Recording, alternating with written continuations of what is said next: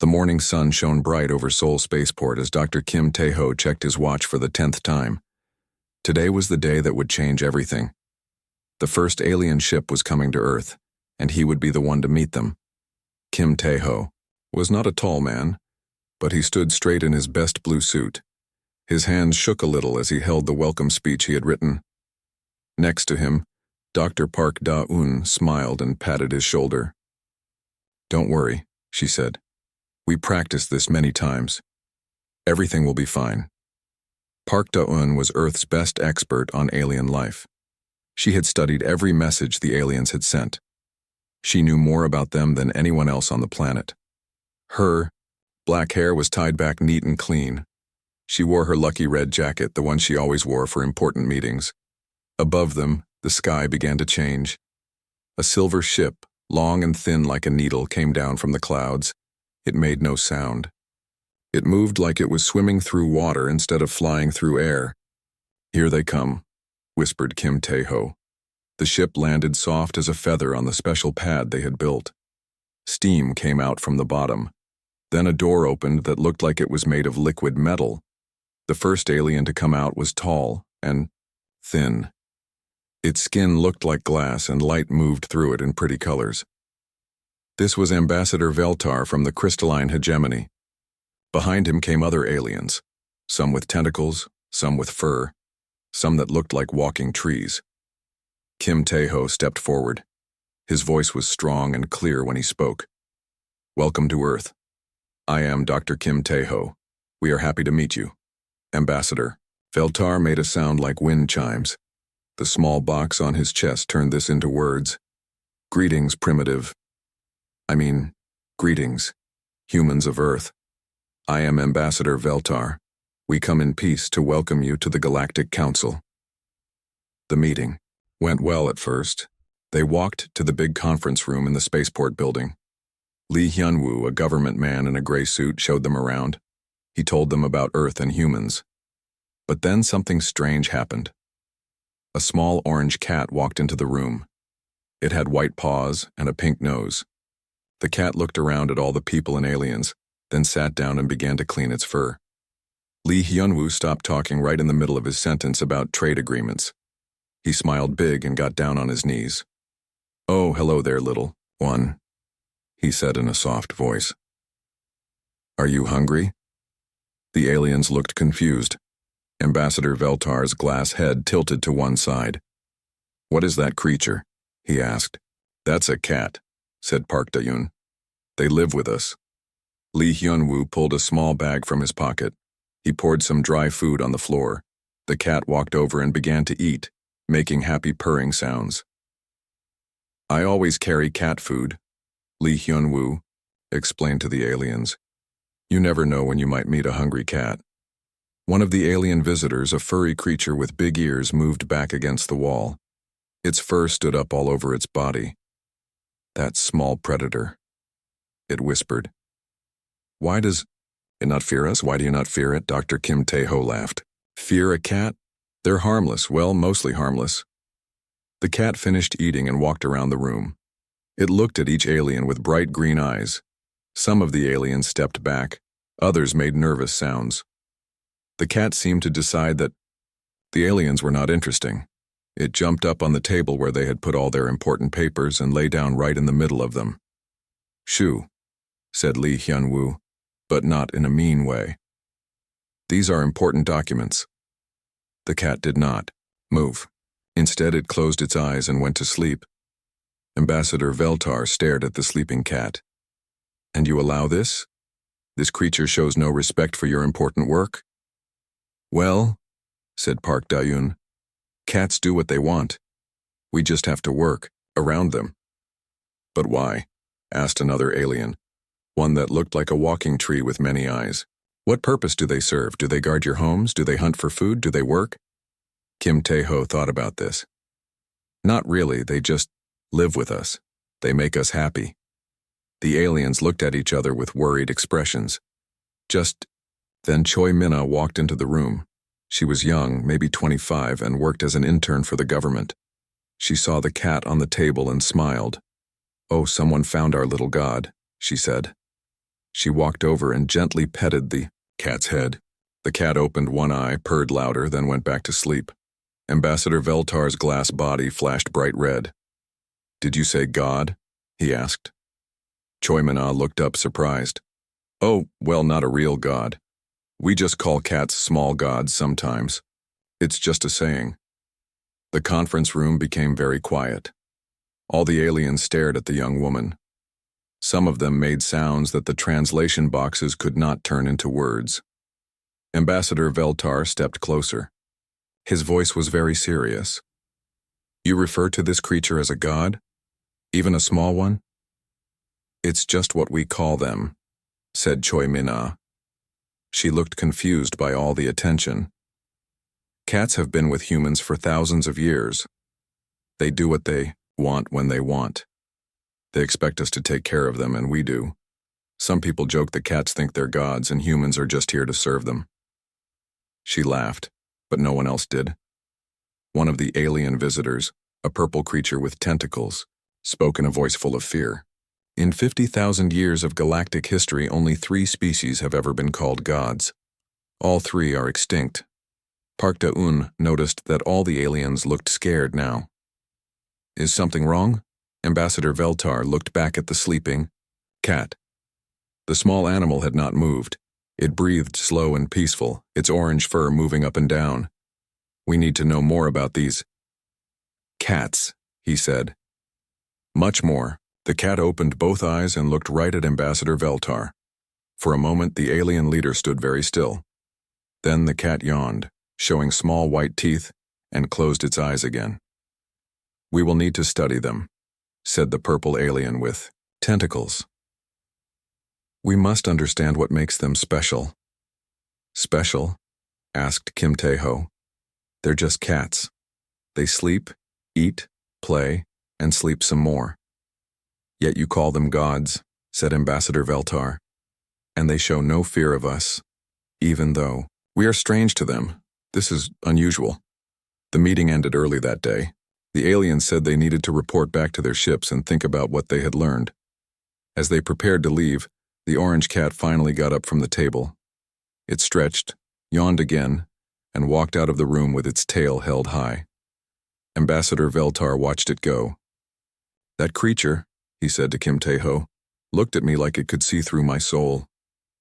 "That's just how cats are," said Kim Tae-ho. "They always look like they know secrets we don't." After the aliens left, Park Da-un and Kim Tae-ho sat alone in the conference room. "That was strange," said Park Da-un. "They seemed really worried about cats. Maybe they don't have pets on their worlds," said Kim Tae-ho. Outside the window, they could see the alien ship in the distance. Lights flashed on and off as the visitors talked to their home planets.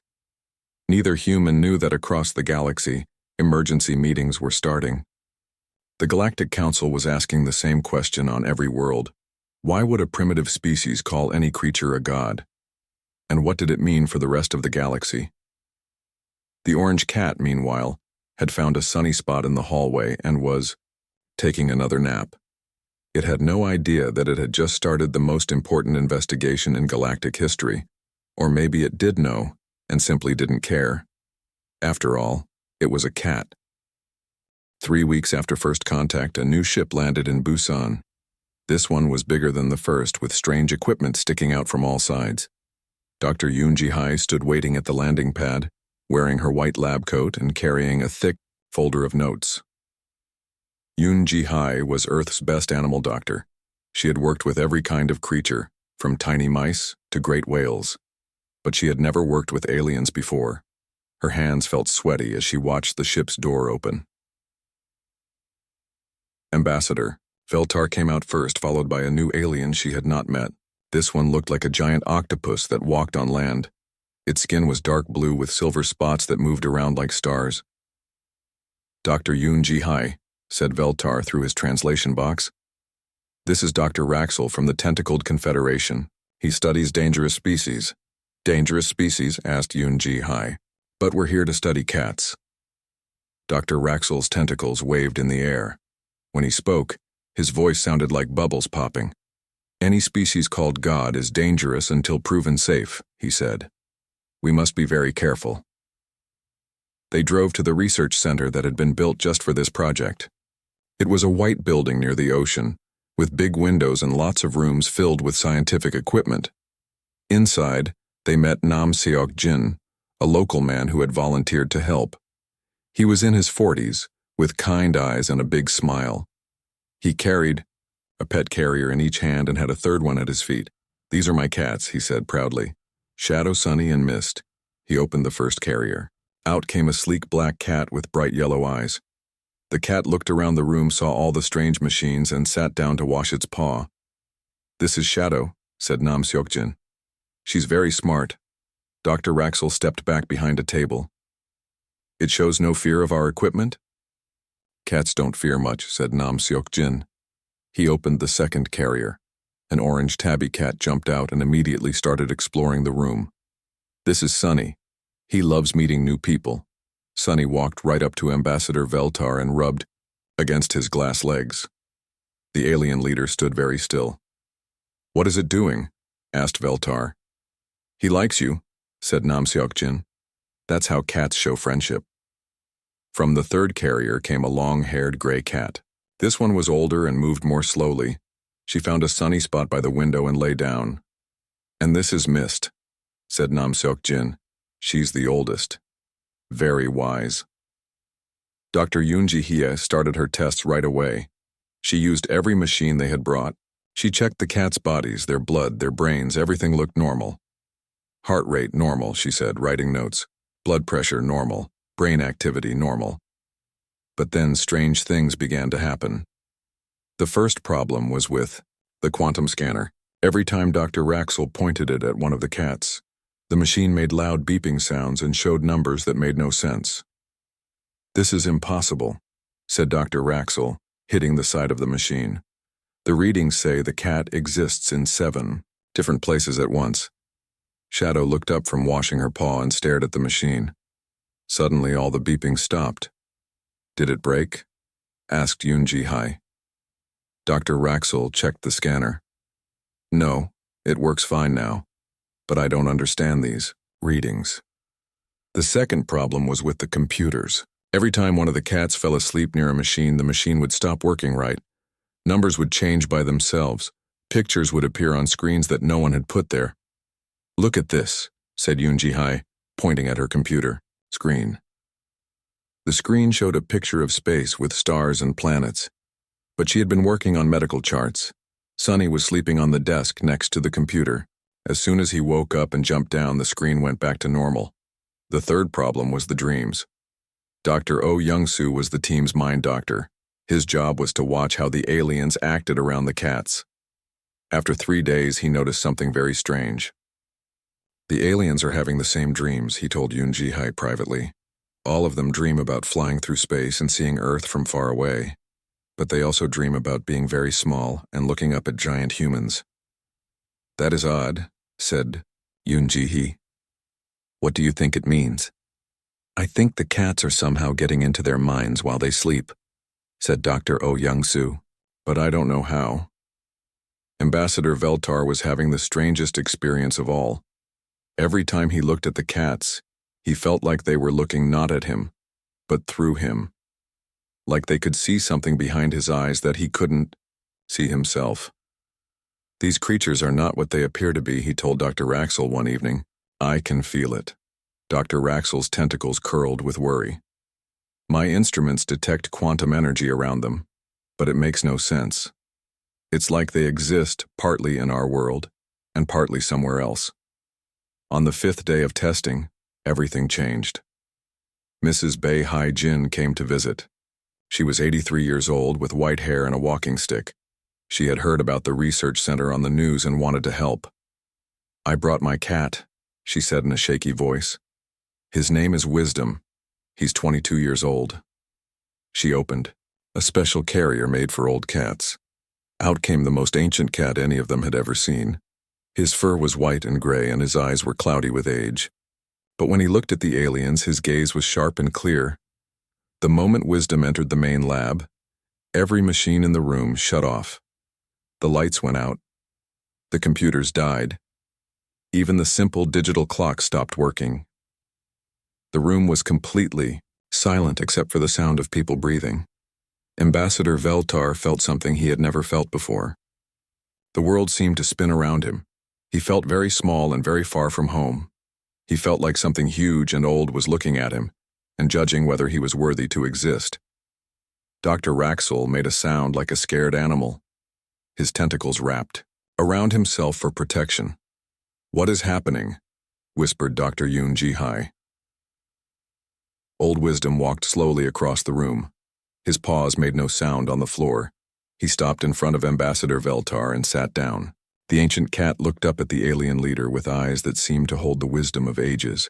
Then Wisdom lay down, closed his eyes, and went to sleep. Immediately, all the machines came back on. The lights returned.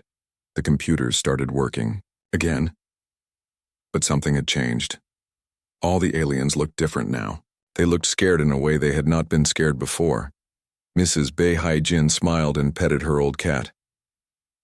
"Wisdom has always been special," she said. "Ever since he was a kitten, strange things happened around him. Electronics would break. People would have vivid dreams. Sometimes he would stare at empty corners like he could see things we couldn't see." She looked at the aliens with kind eyes. "You're trying to understand cats, aren't you? Good luck with that. Humans have lived with cats for thousands of years and we still don't really understand them." Ambassador Veltar found his voice. "What did your cat just do to us?" Mrs. Bei Hai-jin shrugged. "What cats always do. They reminded you that you're not as important as you think you are." That night, Dr. Yoon Ji-hai wrote in her report, "Day 5, something is definitely wrong with our understanding of cats. They are not normal animals. Recommend expanding investigation immediately." She did not know that similar reports were being written on dozens of worlds across the galaxy. The Galactic Council was beginning to realize that Earth's small gods might be more powerful than anyone had imagined. And in the research center, 5 cats slept peacefully, dreaming dreams that no human or alien could understand. Professor An Dong-min was digging in the dirt when his phone rang. He was working at an old temple site in the mountains outside Seoul, looking for ancient pottery. His hands were dirty, and his back hurt from bending over all morning. "Professor An," said the voice on the phone. "This is Dr. Yoon Ji-hai from the Alien Research Center. We need your help." Professor An wiped the sweat from his face. He was 55 years old and had spent his whole life studying Korea's ancient history. He had never thought aliens would call him. "What kind of help?" he asked. "We need to know about cats in old Korean temples. Do you have any information about that?" Professor An looked around the temple ruins where he was working. In the corner of the old stone building, he could see the remains of small stone bowls. Local stories said monks used to leave food in those bowls for temple cats. "I might have something," he said. "Give me 2 days." Professor An spent those 2 days looking through every old book and scroll he could find. He visited 3 museums and called 5 other historians. What he found made his hands shake as he wrote his notes. 2 days later, he drove to Busan with a box full of old papers and photographs. At the research center, he met with Dr. Yoon Ji-hee and a new alien called Zephin. This alien looked like a tall, thin person made of silver metal. Its voice sounded like music when it spoke. "I am a historian," said Zephin. "I study the past of many worlds. What have you learned about these cats?" Professor An spread his papers on the table. Shadow, Nam Seok-jin's black cat, jumped up and sat right in the middle of them. "For over 2,000 years, said Professor An, Korean temples have kept cats. The monks wrote that cats were special guardians. They said cats could see spirits and protect holy places from evil. He showed them an old painting on silk. It showed monks in a temple courtyard. In every corner of the painting, small cats were sitting and watching. But here's the strange part, said Professor An. Every time something important happened in Korean history, the temple records mention cats acting strangely. Zephin leaned forward. What do you mean by strangely? Before big battles, cats would all disappear from the temples for exactly 3 days. Before earthquakes, cats would gather in temple courtyards and stare at the sky. Before new kings came to power, cats would refuse to eat for 1 full day. Professor An pulled out another document. This is from the year 1592 when Japan invaded Korea. The head monk wrote, "All temple cats have vanished. The small gods have gone to do their work. We must prepare for great changes." Dr. Yoon Ji-hai looked at Shadow, who was still sitting. On the papers. The cat seemed to be listening to every word. "You said small gods too," she noticed. "Yes," said Professor An. "Korean monks have called cats small gods for centuries. They believed cats existed in both the spirit world and the real world at the same time." Zefin's silver body began to glow brighter. "This is very troubling news. May I share something with you about galactic history?" They all nodded. "In our records, we know of 3 species that were so advanced, they were called gods by all other races. The first was the Eternal Builders, who could create planets. The second was the Mind Weavers, who could control thoughts across space. The third was the Time Shapers, who could change the past and future." Zefin's voice became very serious. "All 3 species are extinct. They vanished completely from the galaxy. But before each one disappeared, their final records mention the same thing." "What?" asked Dr. Yoon Ji-hai. "Small feline creatures. Cats. Each species kept detailed records of small furry predators that lived with them. And in each case, the last entry before the species vanished was the same. The small guardians grow restless." Professor An felt cold despite the warm day. "Are you saying cats destroyed these species?" "We don't know," said Zefin. "But we know cats were there when each species disappeared." Dr. Han Subin arrived at the research center that afternoon. She was a young physicist from KAIST, Korea's top science university. She had been studying the quantum readings from the cats for 2 weeks. "I have a theory," she announced, carrying a laptop covered with equations. "But you're not going to like it." She set up her computer and showed them diagrams that looked like twisted ribbons floating in space. "Cats don't just exist in our dimension," she said. "Based on the quantum signatures, they exist partially outside normal space-time. That's why they can appear and disappear so quietly. That's why they seem to know things before they happen." Shadow meowed once and jumped down from the table. She walked to the window and stared outside at nothing they could see. "What if cats aren't really from Earth?" asked Dr. Han Subin. "What if there's some kind of monitoring system placed here by an ancient civilization to watch younger species develop?" Ambassador Veltar, who had been listening quietly, suddenly stood up. His glass body flashed red with alarm. "A monitoring system for what purpose, why?" he asked. Dr. Han Subin looked uncomfortable. "To decide which species should be allowed to continue existing." The room became very quiet. Outside they could hear birds singing and cars driving past, but inside, everyone was thinking the same terrible thought. That evening, Kim Jae-wook came to visit the research center. He was an old man who lived in a small village near Busan. He had heard about the research on the local news and wanted to share something. "My grandmother told me stories," he said in a shaky voice. Stories her grandmother told her going back many generations. They all sat around him in a circle. Even the cat seemed to listen. "Long ago," said Kim Jae-wook, "before humans learned to farm, before we built cities, strange visitors came from the sky. They brought with them small, furry guardians. These guardians would watch the humans and decide if they were worthy." "Worthy of what?" asked Professor An. "Worthy of growing up," said Kim Jae-wook. "The visitors said that many young species in the galaxy became too violent, too greedy, too dangerous. When that happened, the guardians would make them disappear, and the galaxy would be safe again. But humans are still here," said Dr. Yoon Ji-hee. Kim Jae-wook smiled. "That's because humans passed the test. We learned to love the guardians without trying to control them. We gave them food and shelter and asked for nothing in return except their company. The cats chose to stay with us because we treated them with respect," he continued. "And as long as we continue to show love and kindness, they will protect us instead of judging us." Zefin's body dimmed with worry. "But what about other species? What about us?" Kim Jae-wook looked at the alien historian with kind eyes. "That depends on why you're here, doesn't it? Did you come to learn about cats or did you come to destroy them? Nobody answered that question. Late that night, Professor Ahn sat alone in the research center, reading through more old temple records.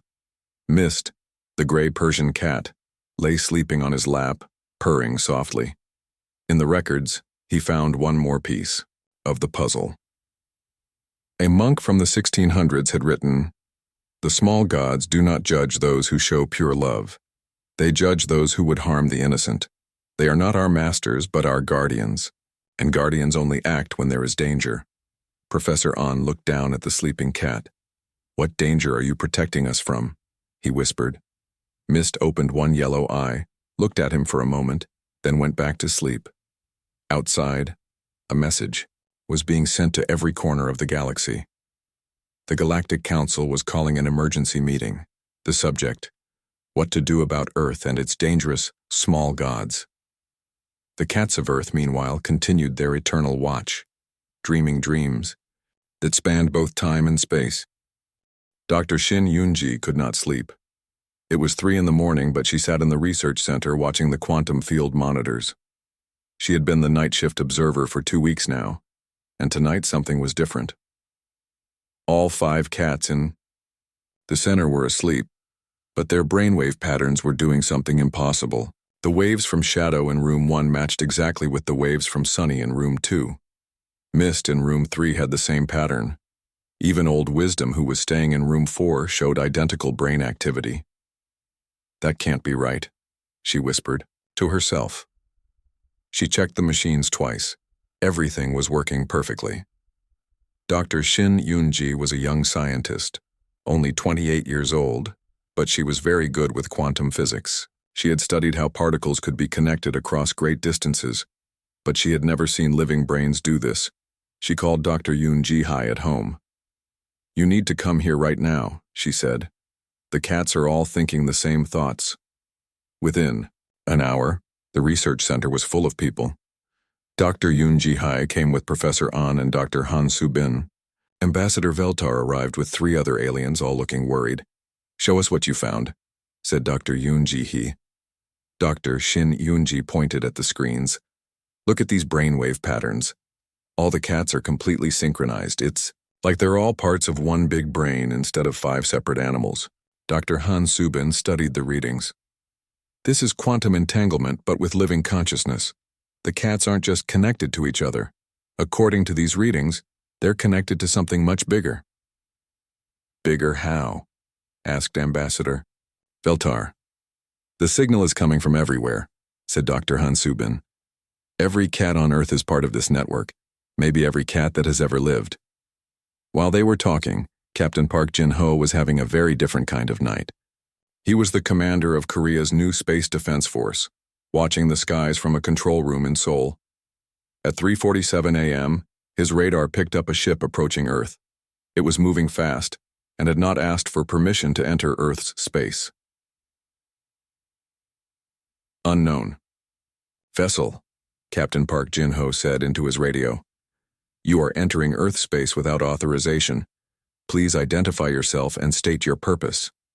The answer came back in harsh, angry sounds that the translation computer turned into words. "We are scouts from the Razor Fleet. We do not need permission from primitives. We are here to study your weapons." Captain Park Jin-ho felt his heart beat faster. This was not a friendly visit. "You must leave Earth space immediately," he said. "This is your only warning." The alien scout ship ignored him and flew lower toward the planet. Captain Park Jin-ho reached for the button that would call all of Earth's defense ships. But before he could press it, something strange happened. Every cat in Seoul suddenly stopped what it was doing. Mrs. Lee, Kyung-suk, was feeding her 3 cats in her apartment when they all froze with food still in their mouths. Mr. Jung Woo-jin was playing with his kitten when it suddenly sat perfectly still and stared at the ceiling. In the streets, alley cats stopped hunting and looked up at the sky. All across the city, every cat turned its eyes toward the alien ship. The crew of the scout ship felt it first as a strange tingling in their minds. Then the tingling became pressure. Then the pressure became pain. "What is happening?" screamed the ship's captain. "Something is in our heads." The ship's navigator, A creature with 4 arms and purple skin clutched his head and moaned. "I see. Eyes, thousands of eyes, all watching us, all judging us. Make it stop," shouted another crew member. But the mental pressure only got stronger. The aliens began to see visions. They saw themselves as tiny, weak creatures being stared at by enormous, powerful beings. They felt small and helpless and wrong. The ship's computer systems began to fail one by one. First, the weapons stopped working. Then the navigation system shut down. Finally, the engines died. The scout ship fell from the sky like a stone and crashed into the Yellow Sea. The crew survived, but they were all babbling about the Watchers and judgment from above. Back at the research center, Dr. Shin Yoon-ji watched her instruments go crazy. "The quantum field just spiked," she said.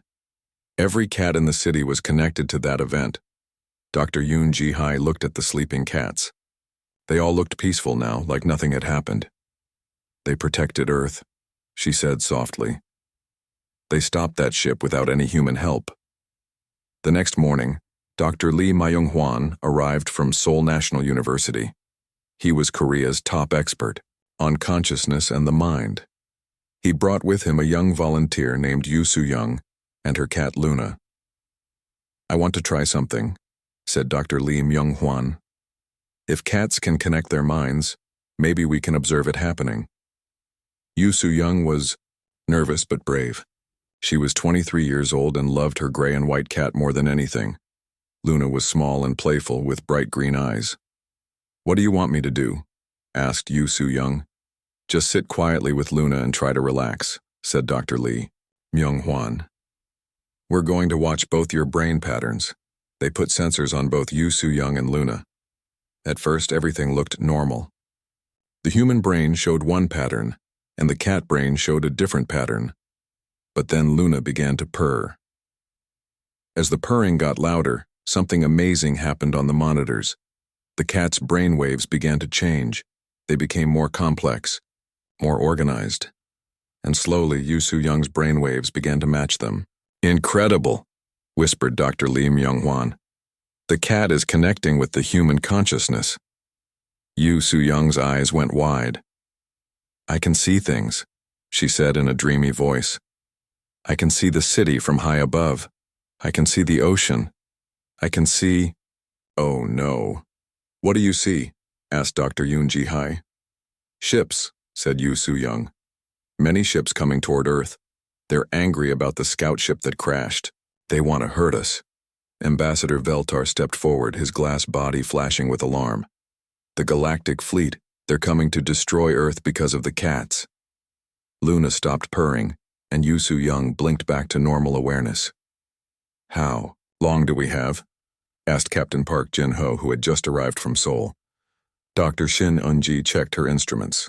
Based on the quantum disturbance patterns, maybe 6 hours. Everyone in the room looked at each other with fear. Earth's small defense force could never fight the entire galactic fleet, but the cats seemed unconcerned. Shadow yawned and stretched. Sunny found a sunny spot and lay down for a nap. Mist began grooming her long gray fur. "They don't look worried," said Professor Andor. Ambassador Veltar watched the cats carefully. "Maybe they don't need to be worried. Maybe they know something. We don't." Dr. Lee Myung-hwan studied his readings from the Luna experiment. "I think I understand now. Cats don't just exist in our reality. They can manipulate quantum probability fields. They can change what is real and what is not." "What does that mean?" asked Dr. Yoon-ji. Dr. Lee Myung-hwan looked up from his computer with wide eyes. "It means cats can edit reality itself. They can make things exist or not exist just by deciding they should." Outside, storm clouds were gathering in the sky, but these were not natural clouds. They were the shadows of approaching warships, coming to destroy Earth and its dangerous, small gods. The cats, however, remained calm. They had faced this kind of threat before on other worlds with other species. And they had always known exactly what to do. The question was, would they choose to save humanity? Or would they decide that humans had finally become too dangerous to exist? The answer would come very soon. The galactic fleet arrived at noon, blocking out the sun with their massive ships. Admiral Song Hyun-sik stood in Earth's Defense Command Center in Seoul, watching hundreds of alien warships fill the sky above Korea. Admiral Song Hyun-sik was a career military man, 52 years old, with gray hair and steady hands. He had never expected to fight aliens, but he was ready to defend his planet with everything he had. "Sir," said his communications officer, "the alien fleet is sending a message." The main screen filled with the image of a tall alien covered in scales. Its voice was cold and angry.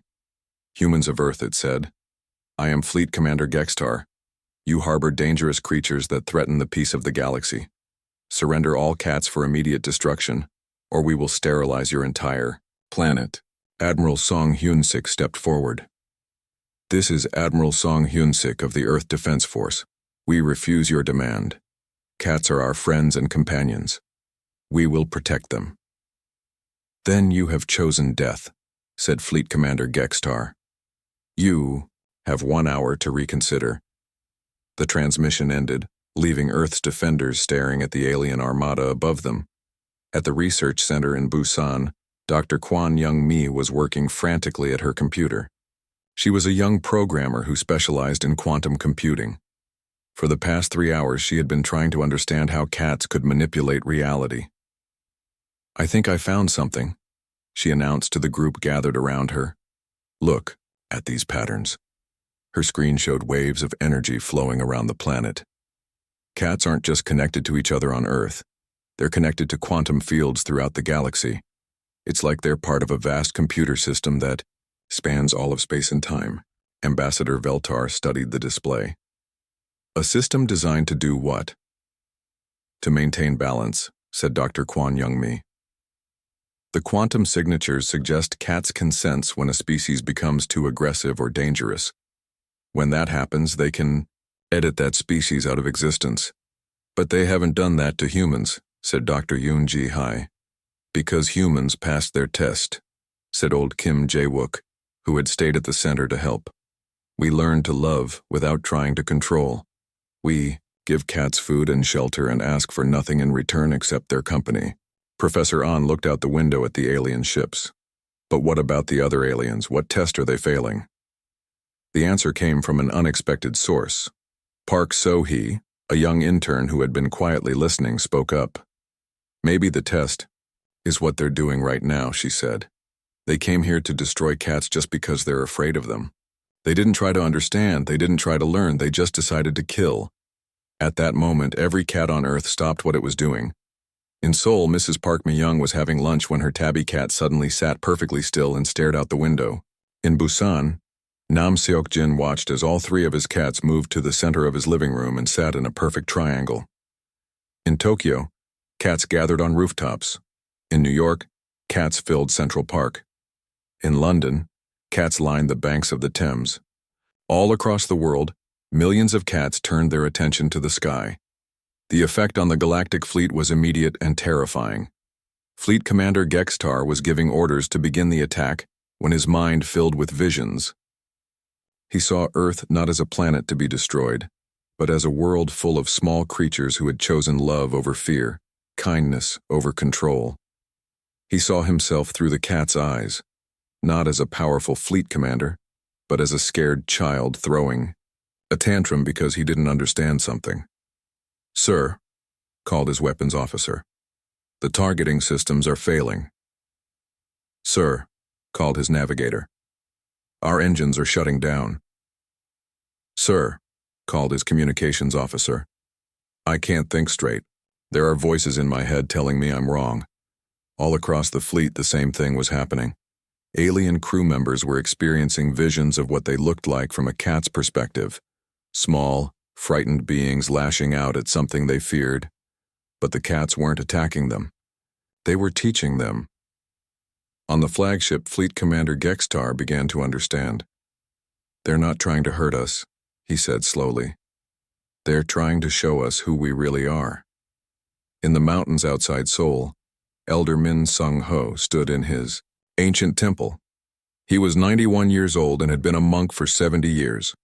His temple cat, an old orange tom named Peace, sat beside him.